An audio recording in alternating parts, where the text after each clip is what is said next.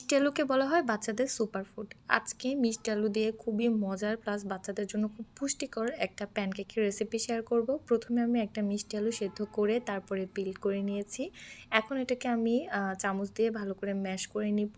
আর এর সাথে আমি অ্যাড করে দিচ্ছি একটা ডিম। চাইলে এখানে ময়দা ইউজ করতে পারেন, তবে না ইউজ করলেই ভালো, কারণ তাহলে কেকটা অনেক বেশি সফট হয়। আর এটাকে আরও বেশি হেলদি করার জন্য আমি এর সাথে অ্যাড করব 1 চামচ বাদাম গুঁড়া। এটা একটা মিক্সড বাদাম গুঁড়া, যেটা রেসিপি আমি অলরেডি আপনাদের সাথে শেয়ার করি। বাচ্চাদের জন্য সকালের একটা পারফেক্ট নাস্তা এটা। যাই হোক, ব্যাটারটাকে রেডি করে নিয়েছি প্যানকেকের। এখন আমি প্যানের মধ্যে অল্প একটু ঘি দিয়ে ভালো করে স্প্রেড করে নিব।